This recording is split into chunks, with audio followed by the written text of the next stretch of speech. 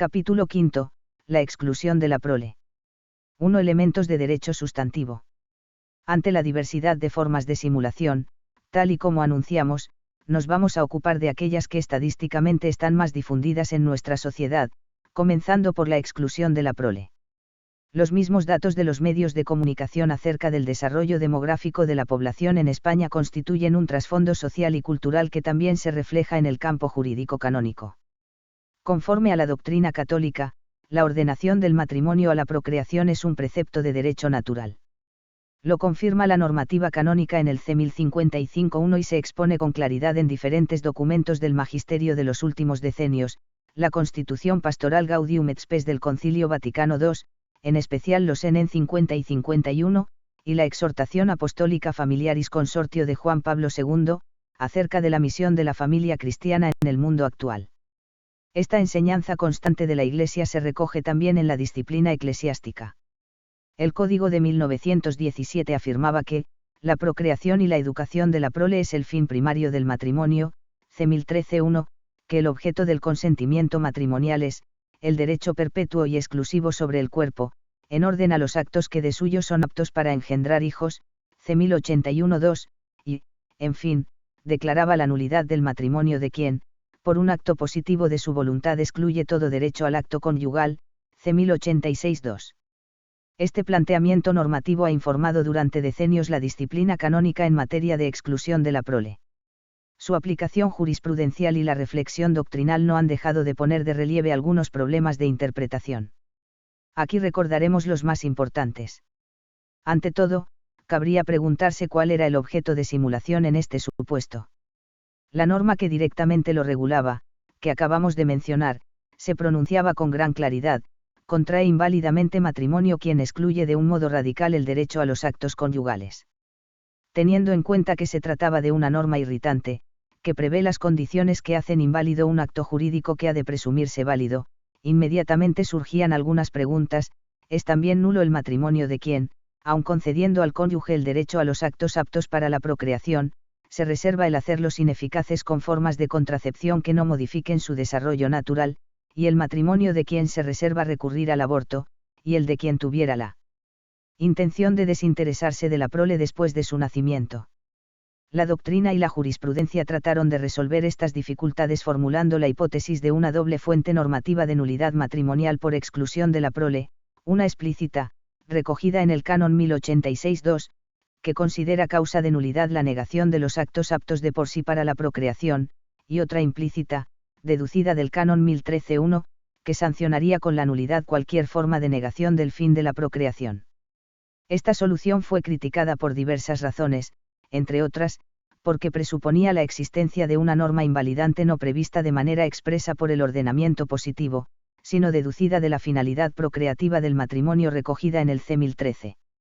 El Código de 1983 ha abordado la cuestión empleando unos términos que permiten considerar superados los problemas interpretativos surgidos del anterior. En efecto, no utiliza la expresión fines del matrimonio. Al tratar de la prole afirma que, por su propia índole natural, o sea por su misma estructura dentro del orden natural de las cosas, la institución matrimonial, se ordena a la generación y educación de la prole, C. 1055-1. También es diferente la definición del objeto del consentimiento, que ya no es formulado como, el derecho perpetuo y exclusivo sobre el cuerpo, en orden a los actos que de suyo son aptos para la engendrar prole, sino el don de sí en vista de la constitución de la relación matrimonial, el acto de la voluntad, por el cual el varón y la mujer se entregan y aceptan mutuamente en alianza irrevocable para constituir el matrimonio, C. 1057-2. En fin, diversa es también la formulación de la previsión de la posible simulación en materia de prole, donde la expresión, excluye todo el derecho al acto conyugal, omne eius ad conyugalem actum, ha sido sustituida por, excluye un elemento esencial del matrimonio, fórmula más genérica y comprensiva. Este modo de expresarse del código vigente induce a pensar que el objeto principal de la simulación, en el caso que nos ocupa, es la ordenación natural del matrimonio a la procreación, la fecundidad estructural ínsita en el matrimonio y en la sexualidad. Habría exclusión de este bien cuando se frustre dicha ordenación, cualquiera que sea el modo en que se haga, negando al cónyuge el derecho al acto conyugal, reconociendo al cónyuge el derecho a actos íntimos, pero no conyugales por ser contraceptivos, con el propósito de recurrir al aborto en caso de embarazo, o con la intención de matar a los hijos nacidos o de abandonarlos. A la vista de todo lo que acabamos de exponer, cabe afirmar que lo que produce la nulidad del matrimonio no es cualquier abuso en el ejercicio de la sexualidad, o cualquier falta de responsabilidad hacia la vida concebida o nacida, sino solo la exclusión del principio de fecundidad estructural y del derecho del cónyuge a los actos que le corresponden. Como ya se expresaban los clásicos del pensamiento cristiano, por ejemplo, Santo Tomás de Aquino, importa solo la exclusión de la prole que afecte a la intentio prolis, o sea, a la intención, la disponibilidad de fondo a la prole o relativa a la prole in sui principiis, es decir, en línea de principio. Por lo tanto, para que la exclusión de la prole y la negación de los actos funcionales para su concepción constituya una causa de nulidad del matrimonio, debe ser un acto de la voluntad del sujeto en el momento del matrimonio, ele menos de modo virtual, de manera que haya una verdadera decisión tomada y no revocada. Cualquier decisión posterior a la celebración del matrimonio, aunque supusiera una verdadera preclusión de principio, por ejemplo, el matrimonio va mal, por lo tanto no quiero tener hijos, para no implicarlos en el sufrimiento de la ruptura, mi marido ha enfermado de modo incurable, por lo tanto excluyo tener hijos de él para no traer al mundo huérfanos, no incide sobre la validez del matrimonio, porque no afecta al consentimiento, que fue prestado recta e íntegramente en el momento de la celebración nupcial. Todo lo dicho puede servir para orientar determinados casos que presentan serias dificultades de interpretación de los hechos, y de aplicación de las normas. Mencionaremos algunos supuestos, los más sencillos posibles, de acuerdo con la finalidad de este libro. Puede ser difícil distinguir el simple aplazamiento de los hijos de una verdadera exclusión temporal. Quien aplaza la prole, la acepta y solo quiere diferirla por un cierto tiempo, por ejemplo, hasta después de 2 o 3 años de matrimonio, no negándose a acogerla si viniera y usando normalmente medios lícitos para retrasar la procreación. De esta manera, no niega la orientación del matrimonio a la procreación, ni en cuanto a los fines ni en cuanto a los medios. Por el contrario, quien excluye la prole, también temporalmente, se niega a aceptarla en el tiempo fijado y niega a su cónyuge el derecho a los actos de por sí fecundos. La mayor parte de las veces utilizará medios contraceptivos, artificiales o abortivos, prescindiendo de su ilicitud moral, y, en ocasiones, no descartará la posibilidad de interrumpir mediante el aborto un embarazo originado accidentalmente. A pesar de su objetiva diversidad lógica y jurídica, que hemos tratado de explicar sumariamente, no siempre es fácil distinguir en la práctica estas dos posturas. Tampoco es sencillo distinguir el aplazamiento de los hijos de su exclusión condicionada. Dicho de forma sintética, quien simplemente aplaza a la prole se limita a una decisión de este tipo: quiero la prole, pero no creo que este sea el momento oportuno, y normalmente elige medios para alcanzar el fin que son conformes con la moral. En cambio, quien excluye condicionadamente piensa: hoy por hoy no quiero tener hijos, pero me reservo la facultad de cambiar de idea si se produce un determinado hecho que para mí tiene valor de condición para abrirme a la procreación, por ejemplo, conseguir una cierta posición económica, el buen desarrollo del matrimonio o incluso el abandono por parte del cónyuge de un hábito que se tiene como peligroso o dependiente. En líneas generales es bastante clara la diferencia entre ambas posturas. En el aplazamiento prevalece la aceptación de la prole y la disponibilidad de respetar la estructura del matrimonio y del acto conyugal, aun con el deseo de retrasar la concepción. En la exclusión condicionada prevalece, en cambio, la negación actual de la ordenación del matrimonio a la fecundidad, practicada con medios a menudo inmorales, y frecuentemente de manera unilateral, en detrimento del derecho del cónyuge. Además, se subordina la propia disposición a cambiar de comportamiento a un juicio arbitrario y personal. Por otra parte, hay que tener en cuenta que la exclusión condicionada teóricamente es temporal, y puede serlo efectivamente, pero es potencialmente perpetua. En efecto, el sujeto que excluye condicionalmente la prole admite implícitamente que la exclusión puede ser perpetua y definitiva, si no se producen, según su inapelable juicio, las condiciones necesarias para la procreación. Con todo, es diversa la posición de quien excluye, absoluta, temporal o condicionadamente, la prole, y de quien recurre en cambio a la paternidad responsable. Este último concepto supone, en efecto, la aceptación de la ordenación estructural del matrimonio y de los actos conyugales a la procreación, sin suspensiones aun temporales, ni condiciones, y la utilización de aquellos medios de regulación de la natalidad que, a la luz de los actuales conocimientos científicos, la enseñanza de la Iglesia declara respetuosos con los valores antropológicos y morales implicados en esta cuestión.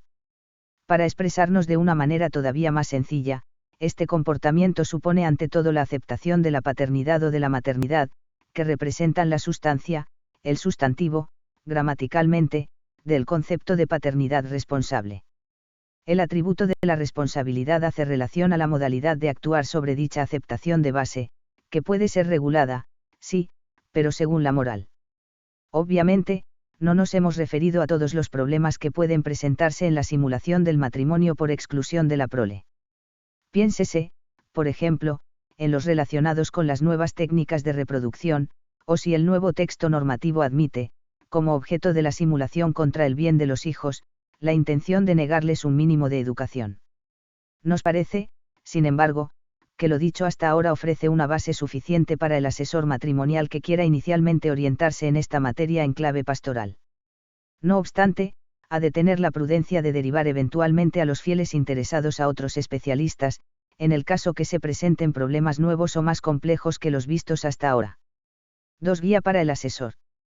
Aplicando todo lo dicho, el asesor que quiera profundizar prudentemente sobre la posible invalidez por exclusión de la prole de un matrimonio con dificultades graves, deberá prestar atención a los siguientes extremos.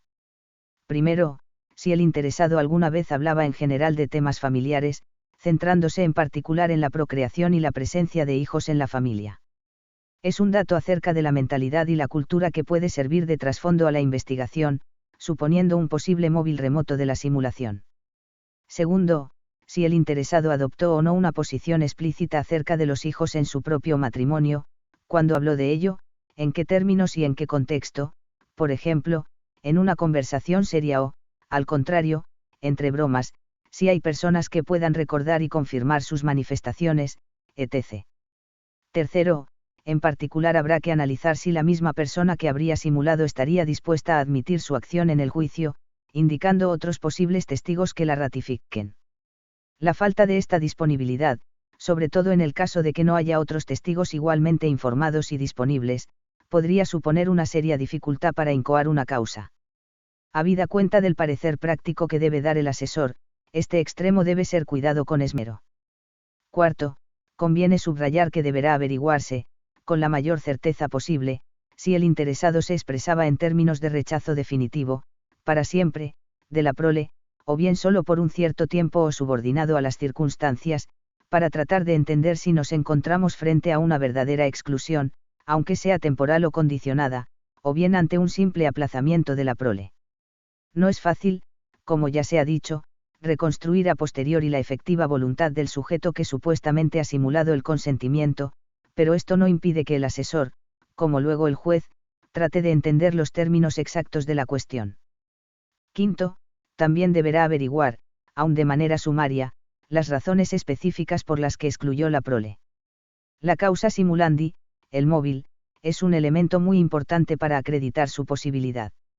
Aunque la causa de la simulación, por sí sola, no constituye prueba plena de los hechos, como ya indicamos, sin embargo reviste una gran importancia probatoria. De hecho, la jurisprudencia suele referirse a ella como regina probationum, la reina de las pruebas, precisamente para indicar su evidente peso probatorio. Sexto, es preciso analizar la razón por la que el supuesto simulador aceptó casarse por la Iglesia aun excluyendo la prole, si era practicante, si conocía el hecho de que el rechazo de la prole es algo no admitido por la Iglesia e incluso causa de nulidad del matrimonio. El alejamiento de los principios cristianos y una razón menos cristianamente comprometida de contraer matrimonio, el amor por el otro pero en un sentido emotivo y superficial, la posibilidad de llevar una vida más libre de la familia de origen y poder dedicarse con el cónyuge a sus aficiones comunes, son circunstancias genéricamente compatibles con la simulación. Por el contrario, no lo es la prueba de una específica adhesión a la vida y a la visión cristiana del matrimonio. Séptimo, habrá que preguntar si han nacido hijos de la vida en común. Es verdad que un embarazo puede tener lugar aun cuando haya una voluntad negativa por parte de alguno de los interesados, o de ambos, pero ordinariamente, la presencia de uno o más hijos supone un contraindicio respecto de la simulación. En cada caso, deberá valorarse cómo ha reaccionado ante el embarazo no querido quien supuestamente ha simulado, por ejemplo, si ha propuesto interrumpirlo, si se ha alegrado por el nacimiento de los hijos, si los ha tratado con afecto, etc. Octavo, con prudencia y respeto el asesor deberá profundizar sobre si ha habido entre los cónyuges relaciones potencialmente fecundas en el curso de la vida conyugal. Si se ha practicado la contracepción, por voluntad de quién y con qué medios, aún más, si es posible probar el uso de estos, por medio de la declaración de testigos que estuvieran al corriente de los hechos, o bien a través de la declaración, o, al menos, un certificado, de los médicos que participaron en la prescripción o aplicación de las técnicas contraceptivas que requerían su intervención. Noveno, con la debida discreción tendrá que sondear también si, en el curso de la vida en común de las partes, la mujer se sometió a algún aborto. Este hecho, sin que por ello pierda un ápice de su gravísima calificación negativa, moral y jurídica, tiene mucha fuerza como indicio si se relaciona con una voluntad originaria del sujeto contraria a la procreación, o sea, presente en el momento de la celebración de la boda. Es claro que también habrá que valorar la posibilidad de prueba de este hecho, mediante testigos o documentos, en el caso de que el aborto se haya practicado legalmente, desde el punto de vista del Estado, por haberse acreditado que se encontraba en alguno de los supuestos de aborto despenalizados por la ley en 1985, nota 1. En el caso español, nos referimos al artículo 417 bis del texto refundido del Código Penal de 1973, declarado expresamente vigente por la disposición derogatoria de la Ley Orgánica, octubre de 1995, de 23 de noviembre, del Código Penal, Boletín Oficial del Estado, del 24 de noviembre. El precepto fue introducido por la Ley Orgánica 9/1985, de 5 de julio, y dispone, 1. No será punible el aborto practicado por un médico, o bajo su dirección, en centro o establecimiento sanitario, público o privado, acreditado y con consentimiento expreso de la mujer embarazada, cuando concurra alguna de las circunstancias siguientes: primera, que sea necesario para evitar un grave peligro para la vida o la salud física o psíquica de la embarazada y así conste en un dictamen emitido con anterioridad a la intervención por un médico de la especialidad correspondiente, distinto de aquel por quien o bajo cuya dirección se practique el aborto. En caso de urgencia por riesgo vital para la gestante, podrá prescindirse del dictamen y del consentimiento expreso. Segunda, que el embarazo sea consecuencia de un hecho constitutivo de delito de violación del artículo 429, siempre que el aborto se practique dentro de las 12 primeras semanas de gestación y que el mencionado hecho hubiese sido denunciado. Tercera, que se presuma que el feto habrá de nacer con graves taras físicas o psíquicas, siempre que el aborto se practique dentro de las 22 primeras semanas de gestación y que el dictamen, expresado con anterioridad a la práctica del aborto, sea emitido por 2 especialistas de centro o establecimiento sanitario, público o privado, acreditado al efecto, y distintos de aquel o bajo cuya dirección se practique el aborto. 2. En los casos previstos en el número anterior, no será punible la conducta de la embarazada aun cuando la práctica del aborto no se realice en un centro o establecimiento público o privado acreditado o no se hayan emitido los dictámenes médicos exigidos. Fin de la nota. 10. También será importante informarse de si durante la vida conyugal ha habido entre las partes intercambio de opiniones sobre la prole. Si ha habido peticiones explícitas de hijos por parte de uno de ellos y cómo ha respondido el otro, si ha habido discusiones y enfrentamientos por este motivo. Y, sobre todo, qué peso han tenido las discusiones sobre la prole en el fracaso de la vida conyugal, porque si fue determinante constituye un indicio sólido acerca de la intensidad de la voluntad contraria, al menos en el momento de la separación. Se tratará por tanto de valorar si dicha voluntad firme existió también en el momento de la boda. 11. También tiene valor indiciario la constatación de si la persona que sostiene que excluyó la prole ha tenido hijos de otras uniones, posiblemente posteriores a la que se está valorando.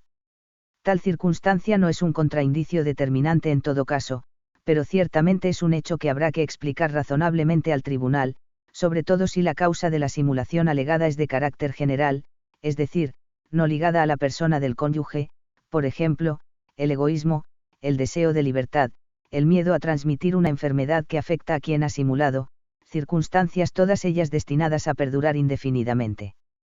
3 ejemplos. A. Primer ejemplo. El noviazgo entre Laura y Pablo duró alrededor de 3 años.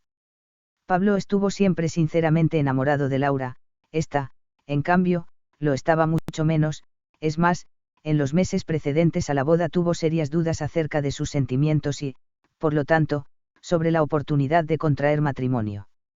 Habló con su madre y con el párroco, que la animaron a continuar con el proyecto nupcial, y también habló con su novio, que se quedó muy sorprendido al constatar la incertidumbre de Laura.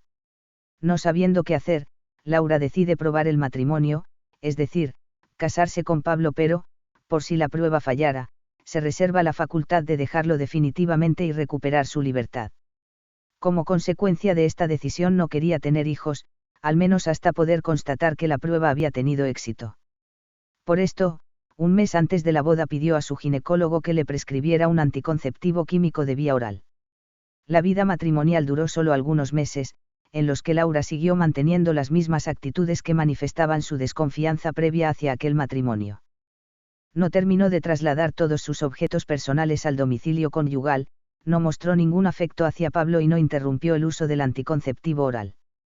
Durante el juicio fue posible probar las incertidumbres prenupciales de Laura, así como su voluntad de contraer matrimonio a prueba y de no tener hijos, al menos hasta el éxito positivo de ella, puesto que Laura, antes de casarse, había manifestado su intención a algunas personas fidedignas. Sus testimonios fueron admitidos por el propio Pablo y por el párroco que le había aconsejado seguir adelante. También se probó el uso del anticonceptivo mediante un certificado del médico que lo había prescrito.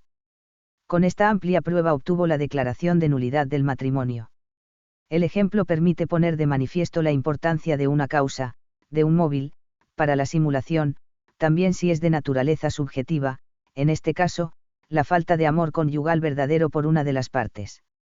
Asimismo, es importante subrayar que el capítulo de exclusión de la prole frecuentemente concurre con otros motivos de nulidad matrimonial, sobre todo con la exclusión de la indisolubilidad, como de hecho sucede en el caso de Laura, que había renunciado a comprometerse para siempre con Pablo no sintiéndose segura de querer esa unión. B. Segundo ejemplo.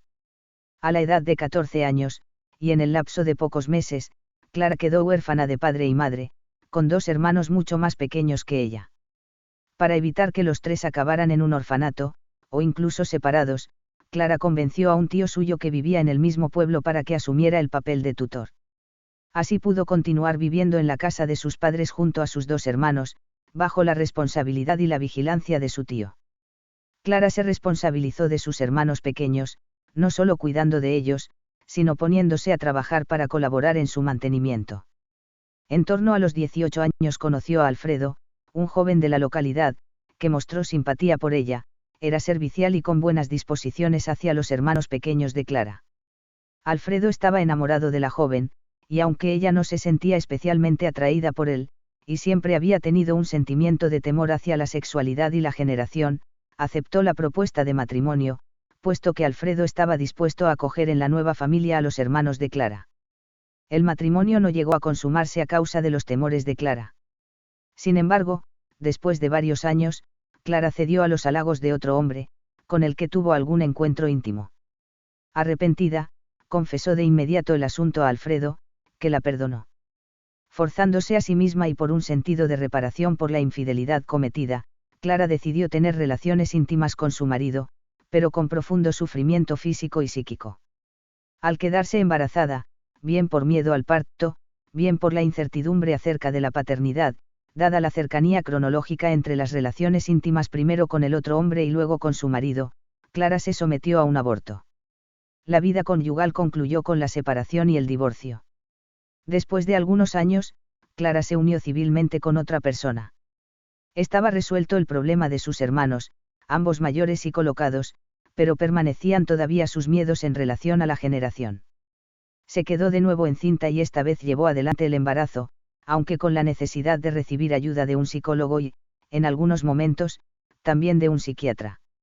En el juicio, la prueba directa se evidenció escasa, pues no había testigos que conocieran las intenciones de Clara acerca de la prole en el momento de casarse, por lo que hubo de centrarse en la posibilidad de reconstruir con certeza la prueba indirecta, constituida por los hechos antes relatados, la orfandad de Clara, su preocupación por sus hermanos pequeños, su aversión a la generación, el modo en que llega a tener relaciones íntimas con el marido, el aborto provocado, el modo como vivió.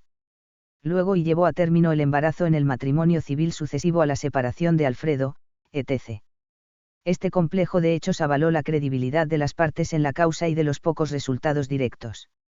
El ejemplo quiere de nuevo confirmar la importancia de la causa de la simulación, en este caso un temor hacia la perspectiva del parto hasta límites psicopatológicos, y del concurso de otros elementos indiciarios de prueba para alcanzar la certeza moral que el juez debe conseguir para declarar la nulidad de un matrimonio. Solo valorando los elementos de prueba de forma conjunta y completa se pueden resolver la mayor parte de los casos, incluidos los más difíciles, dando el justo peso a las declaraciones de las partes, como se ilustró brevemente al comentar los cánones 1536-2 y 1679. Tercer ejemplo. Pedro era un joven de procedencia humilde pero honesto, generoso y trabajador. De camino a su trabajo conoció en un autobús a Carmen, de la que se enamoró. Carmen ya tenía un hijo, Luis, de algunos años, fruto de una relación con un hombre casado que no había reconocido al niño. Pedro se encariñó con Carmen y también con Luis y le propuso matrimonio, prestándose incluso a reconocer a Luis como hijo suyo. Animada por su madre, Carmen aceptó la propuesta de Pedro. El reconocimiento de Luis se realizó al tiempo de la boda. Después de este hecho, sin embargo, afloraron los verdaderos sentimientos de Carmen hacia Pedro, comenzó a llevar una vida irregular, aunque no se pudo probar con certeza, probablemente continuaba manteniendo relaciones con el padre natural de Luis, y, después de unas pocas semanas de vida en común, abandonó el domicilio conyugal.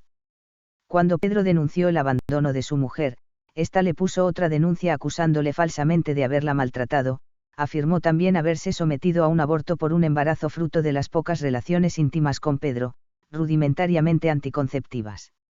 A pesar de las apariencias, la causa fue de muy difícil solución. Carmen nunca colaboró con el tribunal, a la hora de aclarar sus intenciones acerca de los hijos en el momento del matrimonio.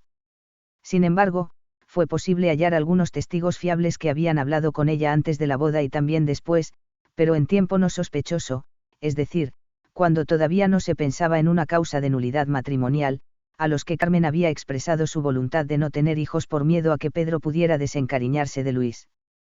También se pudo probar mediante testigos el comportamiento de Carmen inmediatamente después del reconocimiento de Luis por parte de Pedro, y, siempre mediante testigos, también quedó demostrado el aborto declarado por Carmen, cuya prueba hubiera sido imposible de otro modo, pues se practicó de forma clandestina. Sobre la base de estos elementos de prueba se declaró la nulidad del matrimonio de Pedro y Carmen. El ejemplo quiere ilustrar y advertir a los asesores de que la falta de veracidad por parte de quien supuestamente ha simulado el consentimiento puede representar una dificultad muy seria para la prueba, aunque no absolutamente insuperable, si es posible reconstruir por otras fuentes su voluntad acerca de la fecundidad del matrimonio, o sea, a través de testimonios fidedignos y circunstancias inequívocas. De cuarto ejemplo. Elena era una persona digna de crédito y merecedora de estima.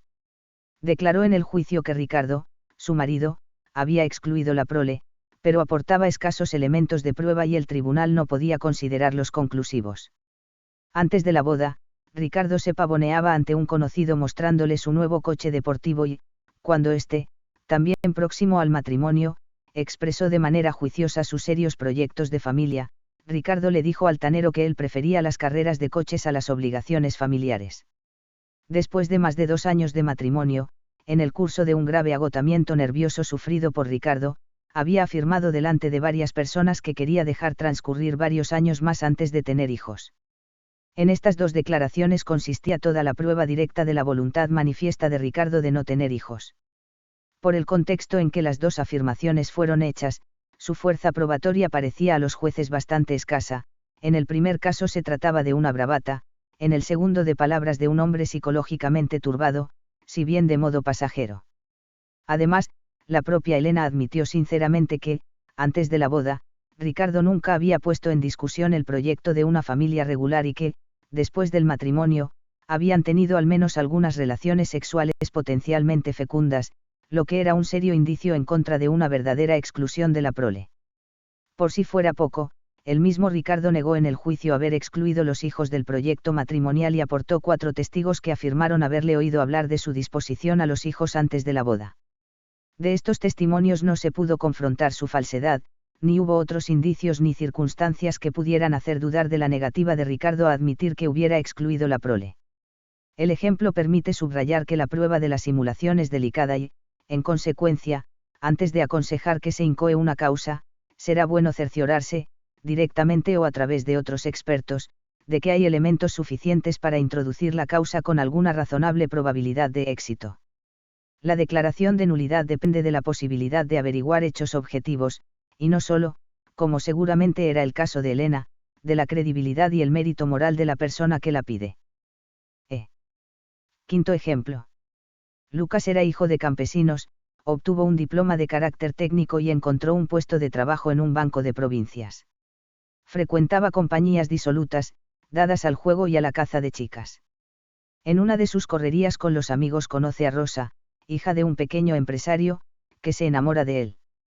Con vistas a un posible matrimonio de interés, Lucas se mostró siempre galante con la joven, afectada por un defecto físico.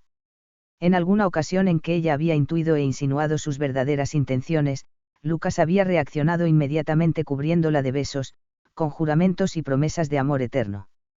Después de la boda, Lucas mostró su verdadero rostro también a Rosa, siempre estaba ausente de casa, dedicado al juego y a otras mujeres, circunstancia que no escondía a su mujer, para humillarla. También estaba enfadado con Rosa porque sus padres, personas sabias y prudentes, después de haberles ayudado en la adquisición de la casa habían afirmado que, ya que ambos tenían buenos empleos, debían arreglárselas solos en lo sucesivo. Lucas veía de esta forma que se le escapaban aquellos regalos estables de sus suegros que podrían haberle proporcionado más fondos para el juego y sus aventuras sentimentales. Rosa, entristecida y obligada a estar en casa sola, pedía insistentemente un hijo a Lucas, para poder volcar en él el afecto que su marido evidentemente rechazaba. Pero Lucas rehusó siempre categóricamente esta posibilidad, burlándose y ofendiendo crudamente a Rosa por sus peticiones y por su estado físico, y negándole en la práctica toda vida conyugal, conducida en las raras ocasiones de intimidad de un modo no natural por voluntad impuesta de él. La causa tuvo un resultado positivo. Lucas declaró que, por la influencia benéfica de otra mujer a la que había conocido después de la separación de Rosa, había recobrado la razón y estaba arrepentido de lo que había hecho. Admitió las intenciones bastardas con las que había conquistado el cariño de Rosa antes del matrimonio, su voluntad de instrumentalizarla en atención a las ventajas materiales que quería obtener de sus suegros, sin querer asumir seriamente sus obligaciones matrimoniales, especialmente en orden a la procreación. Conocidos comunes y amigos de Lucas, llamados por él al juicio, atestiguaron su estilo de vida y la voluntad contraria a la prole, ya declarada antes de la boda a sus compañeros de juerga. El ejemplo permite subrayar un problema en particular. En una primera consideración podría parecer extraño que un tribunal de la Iglesia prestara fe a individuos como Lucas, una persona que ha engañado cruelmente a su mujer y se ha reído de un sacramento. Sin embargo, debe ponerse de relieve que el tribunal, en estos casos, procede de un modo recto, verificando objetivamente las afirmaciones de una persona como Lucas, y profundizando en el análisis sobre la credibilidad de los testigos citados por él.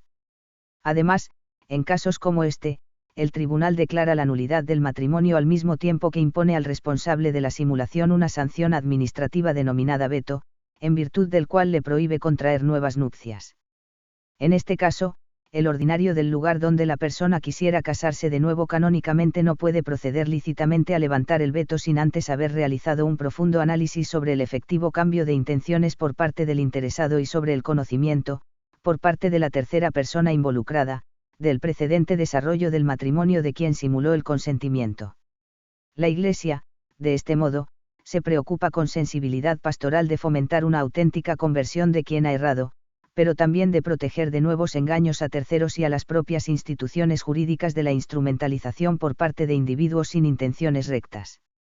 Haciendo más difícil a quien ha simulado la admisión a un nuevo matrimonio, con verificaciones más precisas, la Iglesia le pone frente a sus graves responsabilidades, en relación con el pasado y en previsión del futuro, en coherencia con una de las finalidades propias del ordenamiento jurídico canónico, la Salus Animarum, CFR C 1572.